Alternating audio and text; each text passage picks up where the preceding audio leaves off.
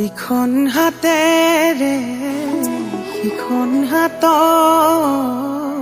চুই চাবলৈ হাহাকাৰ কৰিছো। এই যে বাৰে বাৰে কাগজ নোহোৱাকৈ চিঠি এখন লিখিছো। এই যে বাৰে বাৰে কোনো কোৱাকৈ দুগালতে তাক সাধু লিখিছো। চকুৰে নেদেখাকৈ চকুলে নোচোৱাকৈ এই যে পাৰ হৈ আহিছো।